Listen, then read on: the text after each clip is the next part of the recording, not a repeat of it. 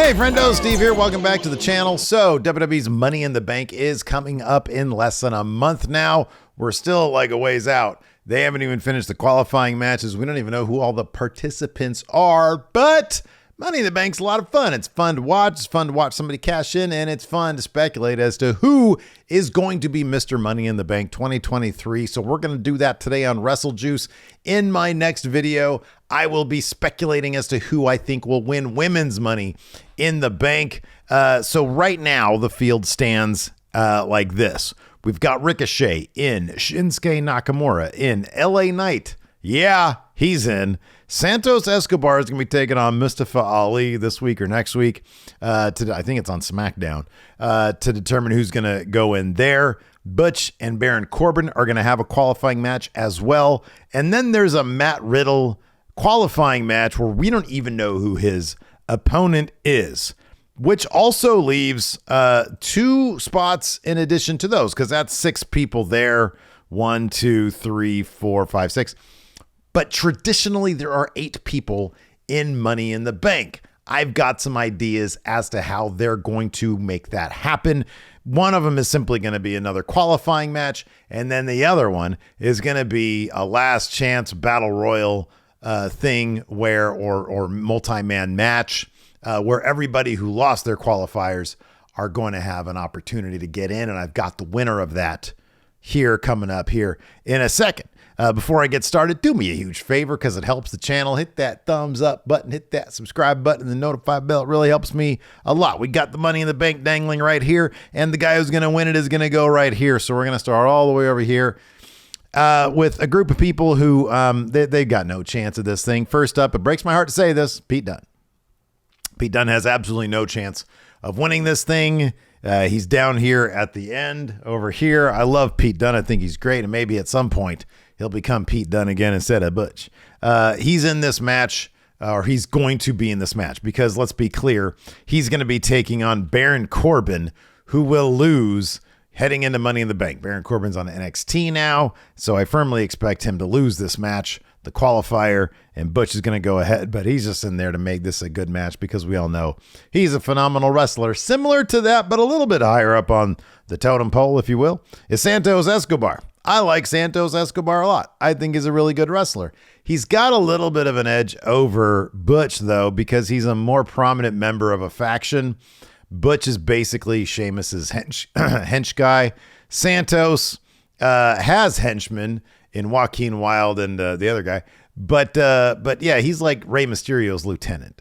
So, like, I feel like Santos has a better chance than Butch. But let's be honest, neither of them have a chance at winning this thing. Also, somebody who doesn't have a chance of winning this thing, Ricochet. He's in there once again to make this match even cooler. He does all sorts of cool stuff. He's probably going to be flying off ladders. Ricochet is totally going to have a thing in the build to Money in the Bank where he'll have a big spot and then he'll get to touch the briefcase on like the Raw go home to Money in the Bank or something like that. These 3 guys have absolutely no chance of winning Money in the Bank.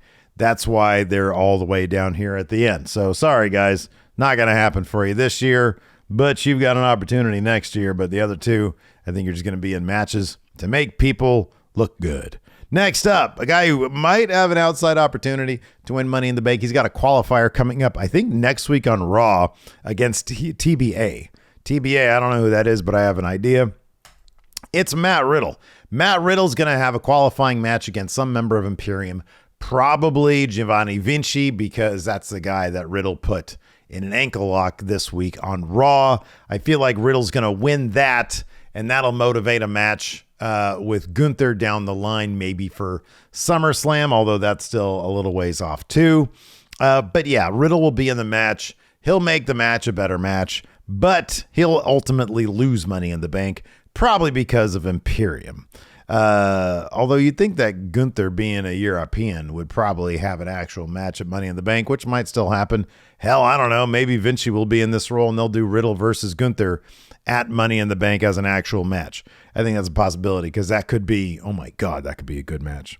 Next up on my list of people who could win this thing, Shinsuke Nakamura. I think Shinsuke's got a chance at winning it. I think Shinsuke sort of operates right now as a tweener, as they say. A guy who's not bad, but he's also not terribly good. He'll kick your face off regardless of who you are. And let's face it, the idea of a Seth Rollins versus Shinsuke Nakamura feud, or at least Shinsuke teasing a Money in the Bank cash-in, is kind of cool. I think a lot of people would love to see Shinsuke finally win a world title in WWE, and I think that could even happen at Money in the Bank. I think that title could change hands at Money in the Bank because I think they want to establish this new title as having more of an Attitude Era type feel to it in terms of like anything can happen. People can lose. Seth can lose this title and get it back in the same night.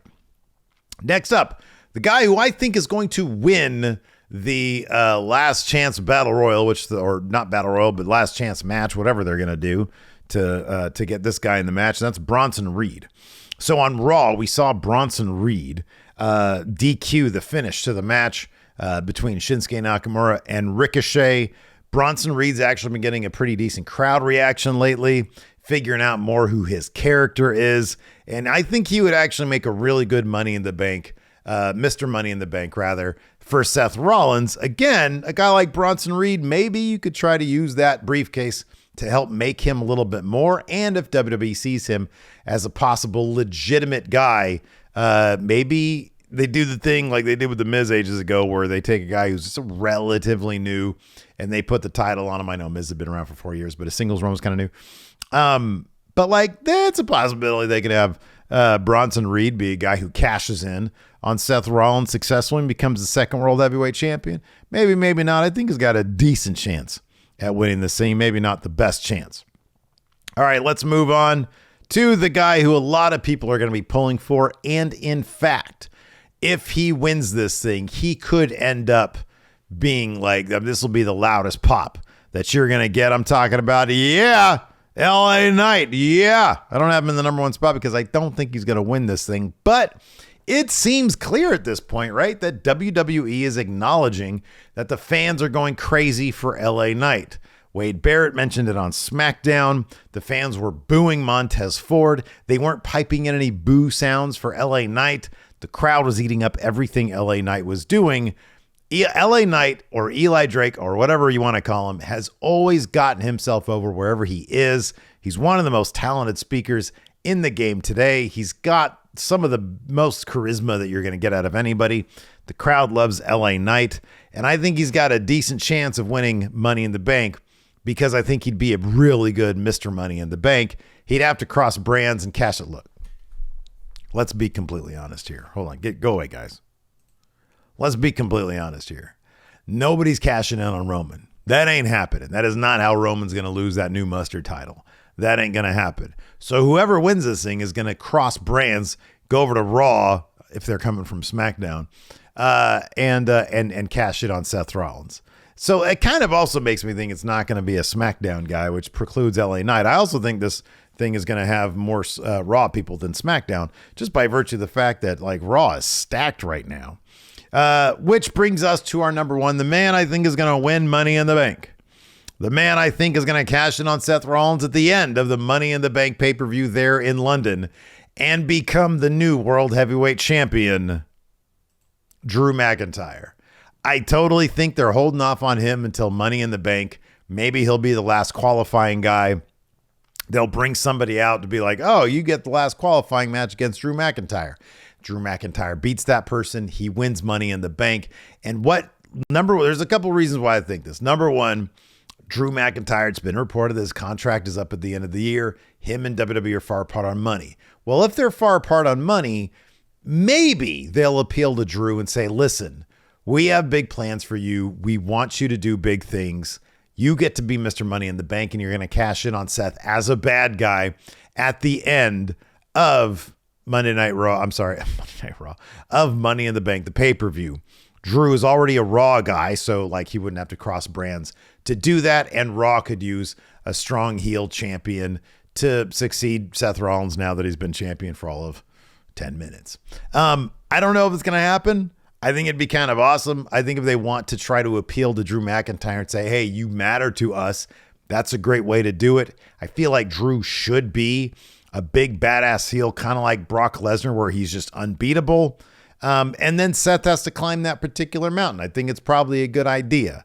There is one other name that I'd prefer to see over Drew McIntyre win this, and that's, of course, Dom Mysterio. Listen, no, stop. Don't turn it off. Don't turn off the video. Hear me out. So they're building this thing between Seth Rollins and Finn Balor, right? So they go to London. Finn Balor's super over there because like Ireland's close to England. And he takes on Seth in the main event. As Seth is about to win this thing, Dom Mysterio's music hits.